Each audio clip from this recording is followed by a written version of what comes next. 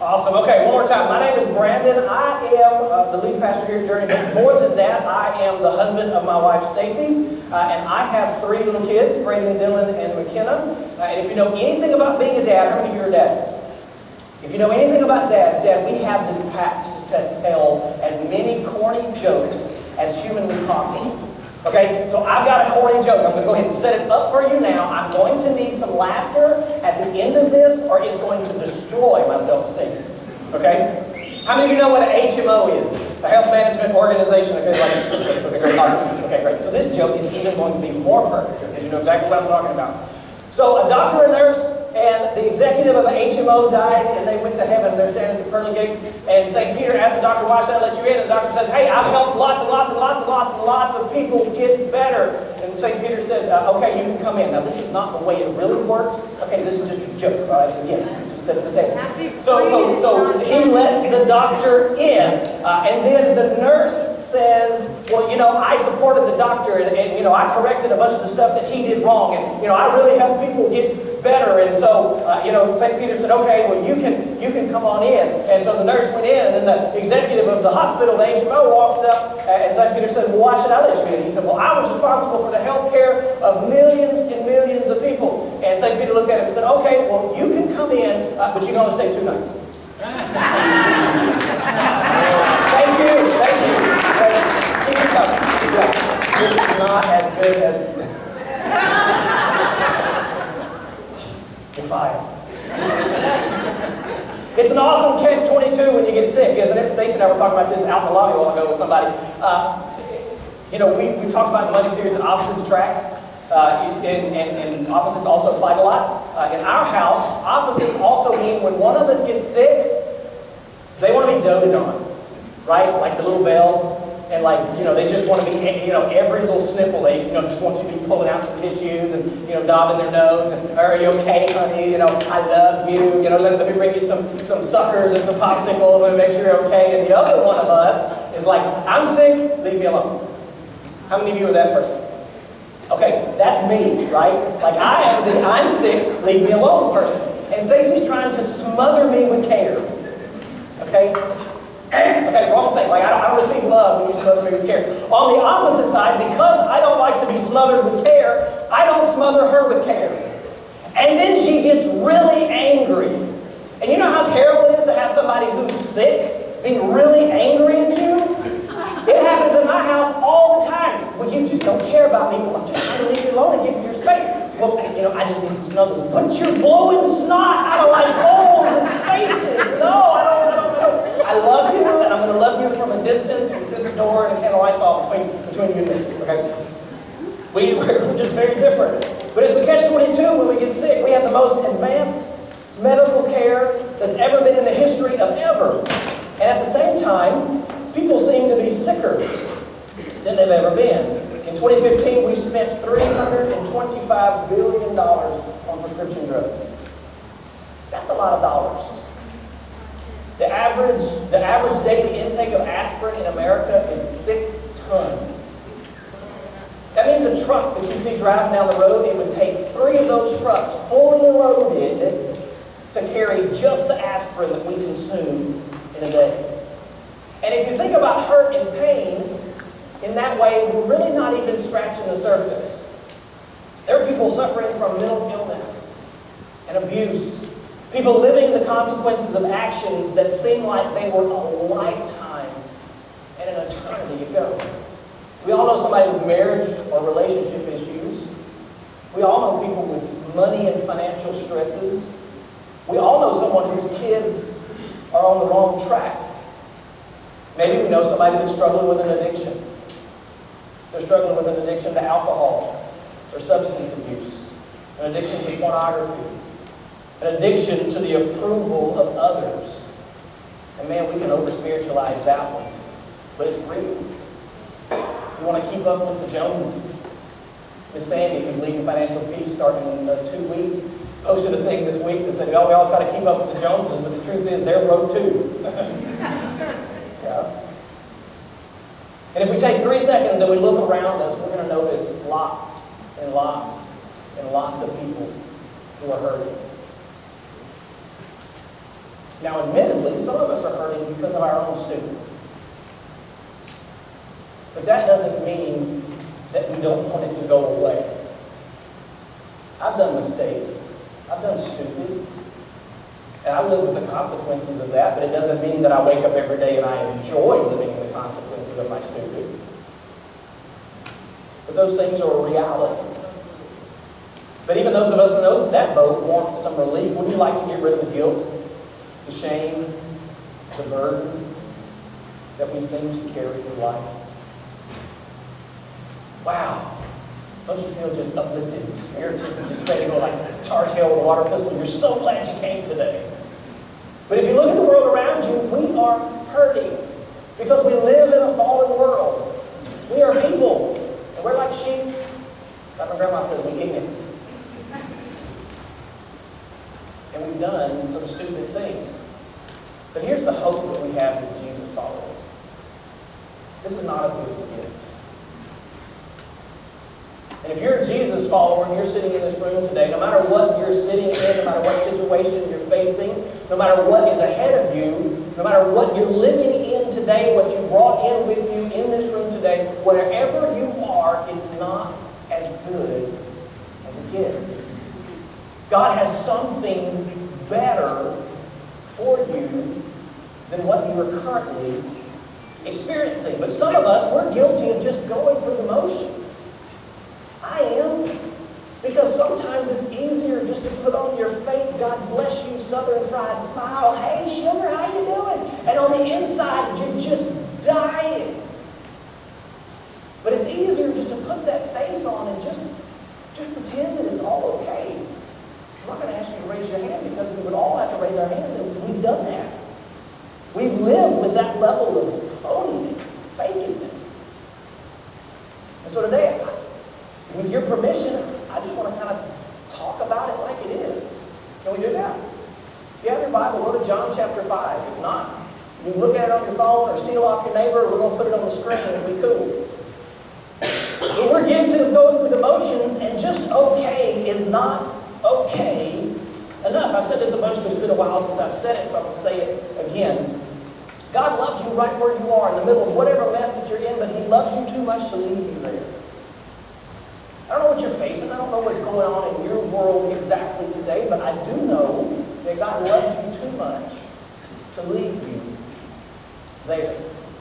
And I want to share two accounts from the Bible in John chapter 5. My prayer is that we'll recognize that it's not as good as it gets. And I pray that we recognize that we have the responsibility as followers of Jesus Christ to help somebody else. Man, God has sent you into workplaces and school places and softball, baseball, football, whatever team that you're on, because He has put you around people who desperately need to know that whatever they're facing is not as good as it gets. So we're going to read in John chapter 5, and let me set it up kind of here's go ahead and put the verse up there. And so it starts with afterwards. So here's what happens in John chapter 4. And it's the story where the guy has the kid that's sick, and he goes to Jesus, and Jesus says, hey, your kid's going to be fine. And the guy's like, okay. And he turns around and he goes home, and on the way home, there are some servants that are coming to tell the master guy that his kid was in fact okay, and they kind of meet in passing. And so they validate what Jesus had said was true. And then we move on to John chapter 5. He said, afterwards, this is after that had just happened. Afterwards, Jesus returned from Jerusalem for one of the Jewish holy days. Verse 2, inside the city, near the sheep gate, now this is important, you're going to need to remember that in just a second. Near the sheep gate was the pool of Bethesda. Now, every time we come across one of these cool names in the Bible, I always like to point it out. If you're going to have a kid and you haven't settled on a name yet, like Bethesda is one that's not really used in our society. You'd have trouble monogramming that on a onesie or a diaper bag, like Bethesda, like 48 characters. Ain't got that much space, okay? But Bethesda may be a good name.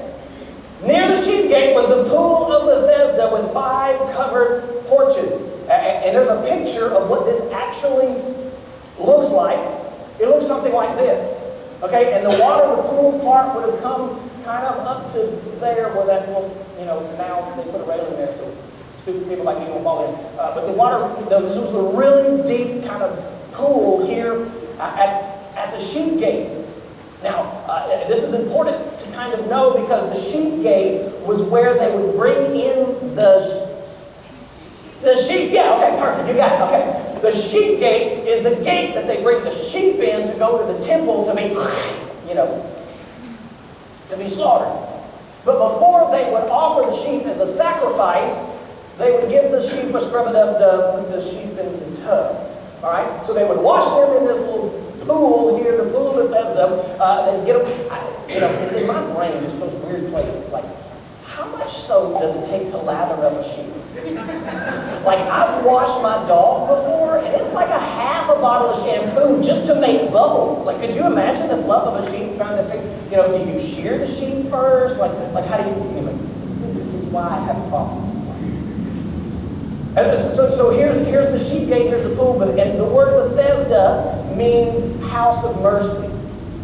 And here's a little theological freebie for you. Ironically, or maybe as God would have planned it, the place where they would kill the sheep, they would sprinkle the blood, was called the mercy seat.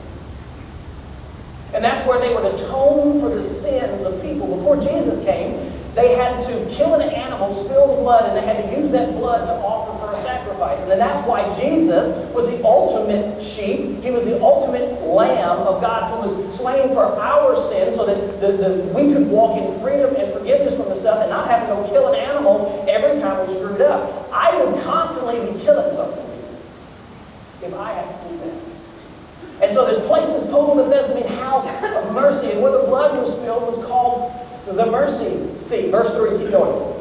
That crowds of sick people, blind, lame, and paralyzed, they lay on the porches. Verse 5, one of the men lying there had been sick for 38 years. Say 38 years.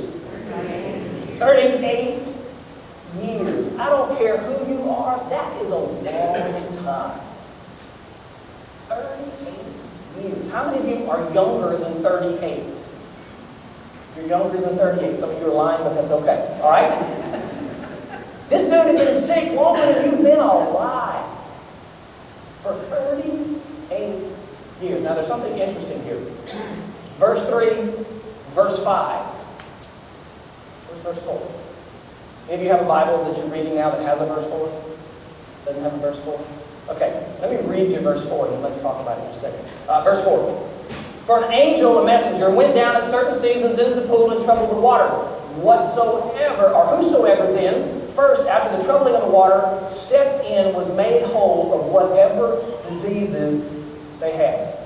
So verse 4 is left out of most Bibles because it wasn't in the earliest manuscripts.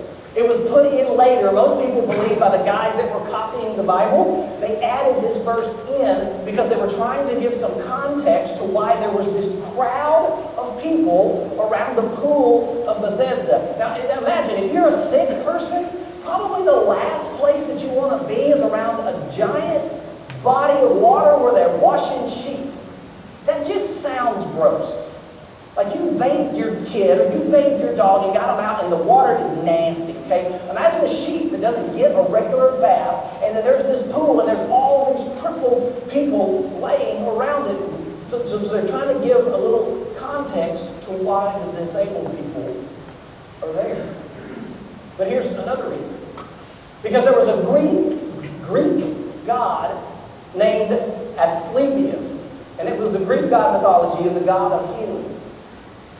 And so what they would do is they would put these people in these drug-induced comas, and then when they had a vision or they had a dream or whatever, they would tell one of the guys, one of the priests of Asclepius there, and they would prescribe some medicine kind of around that, and they had these pools and this stuff. And so a lot of scholars believe that they were using this pool for that purpose, and that's going to be important to know in just a minute. Let me read one more verse, and then we're going to make a summary statement. Ready? Verse 5.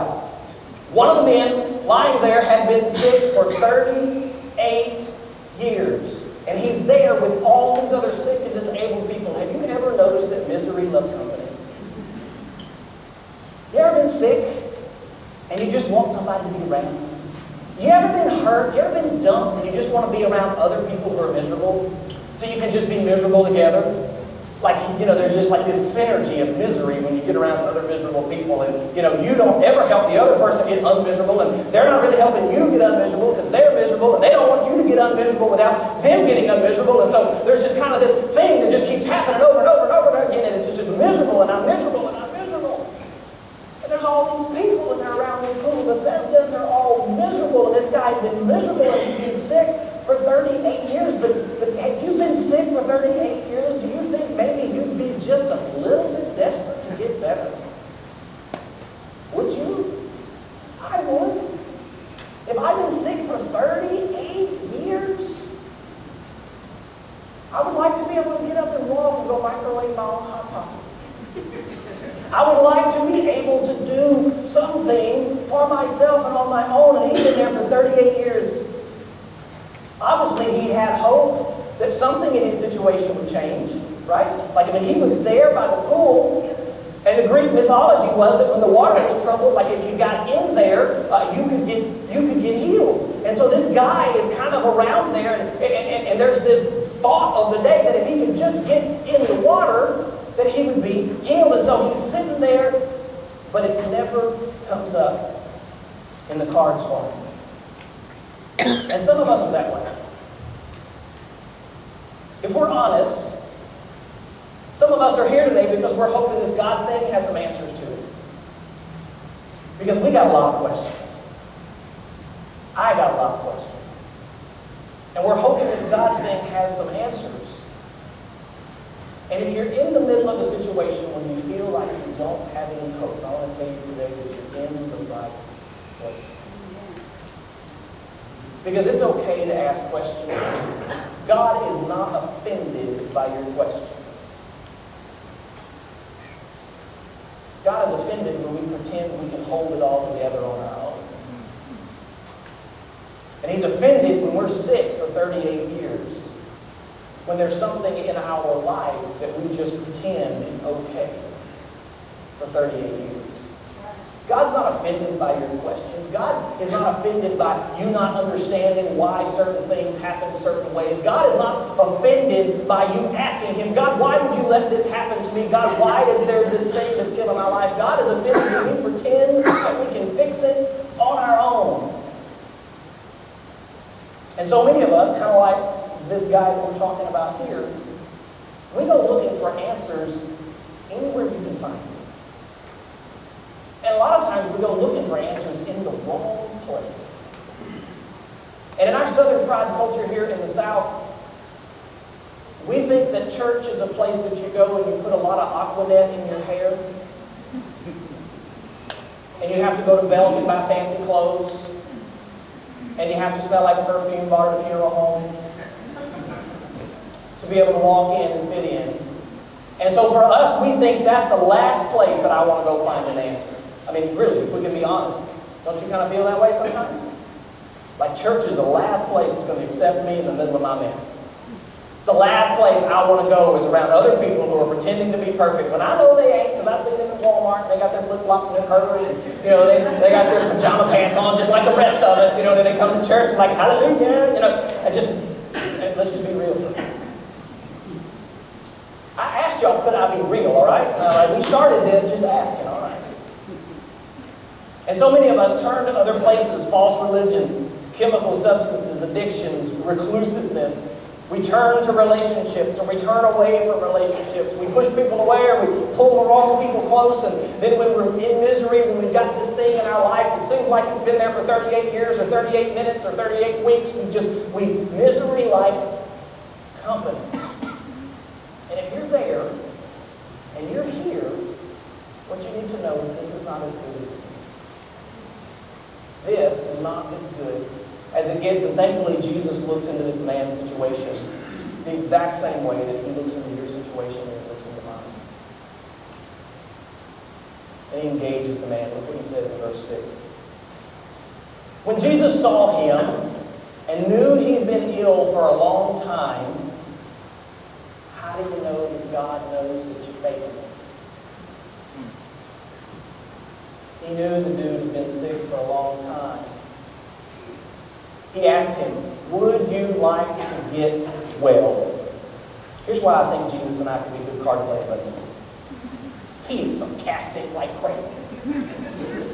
Here's a dude. He's been sick for 38 years. He's by the pool where these people have told him this big, fake, pretend Greek of God is going to come down and touch the water, and if you bail off in there, you could get healed. And he's been there with all of his other sick friends for 38 years. And Jesus walks up and he asks the guy, would you like to be healed? Duh! Right?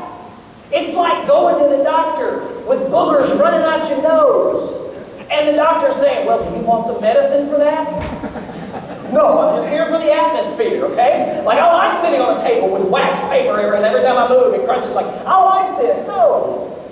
You go to the doctor because you want to get well. And so Jesus asked the guy, would you like to get well? And so let me ask you the same question today. Would you like to get well? Is the thing that you have been struggling with, the weight, the guilt, the sin, the shame, that stuff that you have in your life that you wish you could get rid of, would you like to get well? Amen. Because the answer to that question belongs to you. Right. I can't make you get well. I can't preach Jesus hard enough to make you fall in love with Him and follow Him. You have to do that yourself. That's right. So it's the same question that I want to ask you that Jesus asked this man. Are you tired enough? Are you sick enough? Have you dealt with the junk long enough? Do you want to get well? And you would think his immediate answer would be yes! But he did what we do. Look at verse 7. Excuses, excuses, excuses. I can't, sir, the man said, for I have no one to help put me in the pool when the water bubbles up. Somebody else always gets there ahead of me. Man, I want to follow Jesus, but that guy over there, he's further down the road to following Jesus than I am, so I ain't going to try. I want to have some faith. I want to be a person that follows God, but they're ahead of me, and they do better than me, and they know more Scripture than me, and they know all the words to the songs, and they look like they come out of the Belk Easter catalog when they go to church, and so, they've got it all together, and me, I've got like flip-flops and T-shirts, and if I could get away with it, that's what I would wear here. I'm just telling you, my toes, I got this thing. That person is ahead of me, and so I can't follow Jesus because you can fill in the blank. That guy did it. We do it. We do the exact same thing. Now check it out. Here's a guy, he didn't have any friends. That's the worst kind of loneliness. To be sick and lonely. I guess that's how my wife feels when I go to check on her and she's in the back and she's sick. She's sick and lonely. Somebody check on her next time. He was helpless. Okay, think about it just a minute. Hey, put that picture back up there with the pool. This thing is deep, y'all. Okay? I bet the dude didn't have water wings. Okay? And imagine if, whatever the water had bubbled up and whatever they thought was happening there, whatever their superstition was, and he had rolled off in there and he, couldn't walk and couldn't move and he was basically paralyzed. What if he had somehow rolled off in there and didn't get healed? Like a rock. Not like the truck, like a dude at the bottom. He was helpless. And he was hopeless. He'd been there for 38 years. Sick, around all these other sick people. And he had not found what he was looking for. Now here's the problem for us. You may have been part of the problem for this guy. If you're there for 38 years, you kind of become a fixture, don't you? Like part of your identity becomes, oh, that's that guy over there at the pool of Bethesda. I know that guy. I've seen him standing out in the median holding that sign. I know that guy. I've seen him riding his bike. I've seen him picking up cans. Or I know that person. She's the one that's been mad at her ex-boyfriend that she never even married. She's been mad at that guy for 15 years, okay? And that bitterness defines who she is. Or I know that person, they're defined by that relationship that failed them. Or they're defined by that job that they didn't get. Or they're defined by that thing that somebody cheated them out of. Or they feel cheated out of. And that defines them. And if we're not careful, the sickness and the junk in our life will be the thing that defines us too. And again, that's what this guy was. 38 años. 38 years this guy sat there. And couldn't get any relief. And here's what's interesting about this miracle. This man didn't seek out Jesus. Jesus sought out this guy. Some of you are here today and you're not looking for Jesus. Jesus is looking for you. And my prayer for you is that you will come to that realization that you are so sick you can't fix it on your own without having to go through 38 years of being sick. I don't want you to have to walk through 38 years of being away from Jesus and not understanding the freedom and forgiveness that you can have in your life. Jesus sought this guy out. You may not be looking for Jesus, but I can tell you he is looking for you. And Jesus asked the question, do you want to be made well? And it points something else out in our culture that I think is especially true, especially if you watch the news. Some people don't want to be well. Don't be those people. I mean, you see them, right? Like they're addicted to being offended. Don't be those people. Do you want to get well? Again, the choice is yours, the decision is yours. Some people don't want to get well. And if you find yourself in a situation where you recognize that you got some junk that you need to get rid of, and you're hanging around other people that got junk, but they don't want to get rid of it, you need to get rid of them. Are you following me? I'm not saying you be ugly to them, you don't need Jesus to them. I'm not saying any of that, but I'm saying in your circle of influence of people that pour into your life, you don't need other people who are equally as miserable as you.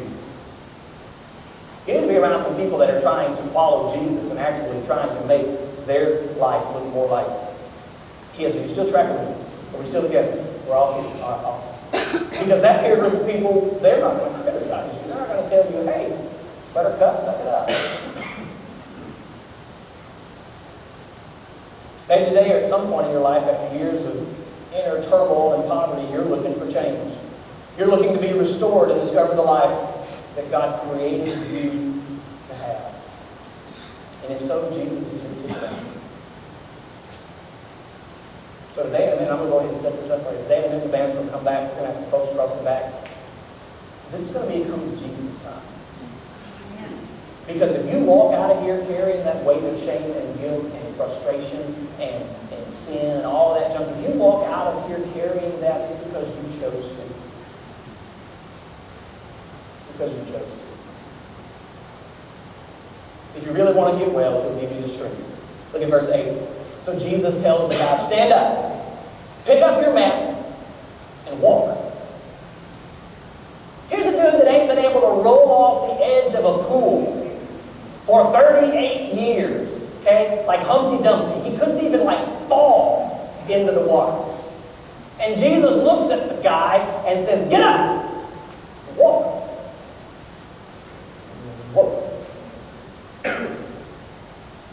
When you truly follow Jesus, there's a couple of things you need to know in advance before we read what happens. Number one, you'll never be the same. Never, never, never be the same. Number two, not everybody's going to be happy that you got well. There's always going to be somebody that wishes that you were still sick like they are because misery loves company. Number three, you'll walk in obedience. Because when Jesus does something for you that you can't do for yourself, man, it changes you on the inside. Because then when Jesus tells you to do something, absolutely, what do you want me to do?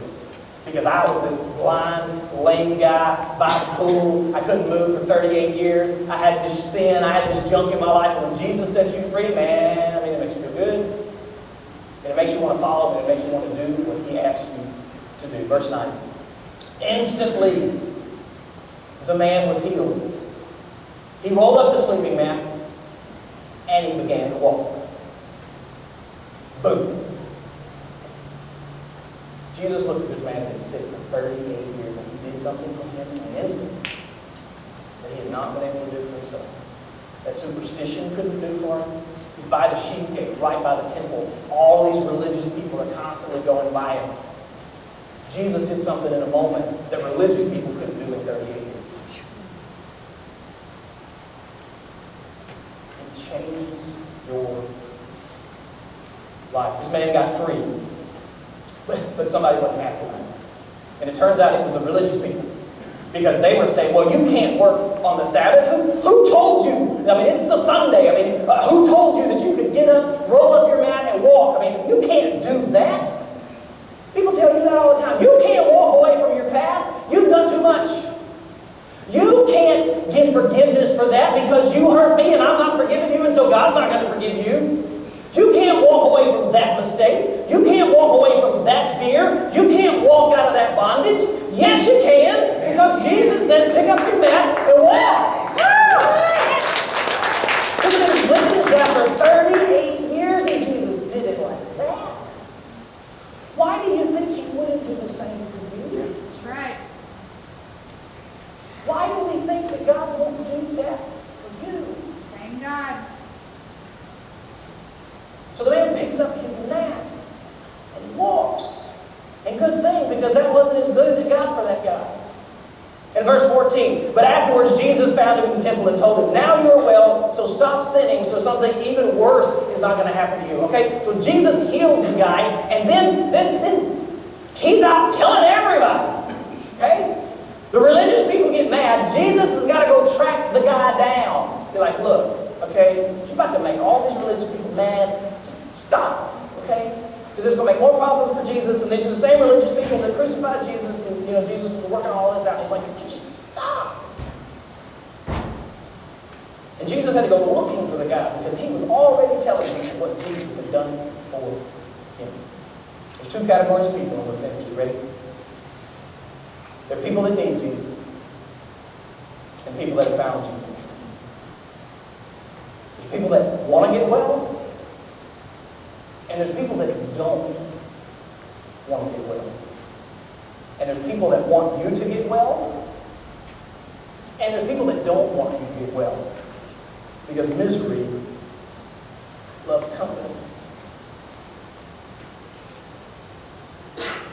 And so we're going to kind of pick up here next week. And the question I want to ask you today, do you want to get well? Is there something in your life that you're dealing with? And today God is standing here asking you, do you want to find freedom? And at the end of the day, the question, the answer is yours.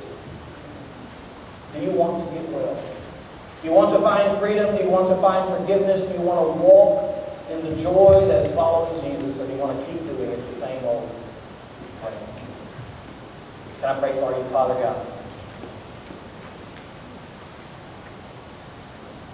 God, today we stand and sit before you as people that want to get well.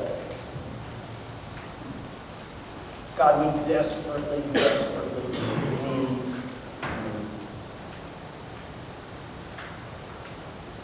God, and today we recognize that no matter how long we've been sick, no matter how long we have been in this lifestyle of unforgiveness, no matter how long we have walked in this bitterness, no matter how long we have had this physical infirmity or this emotional deal or whatever, God, no matter how long we've had that, today, God, could be the end.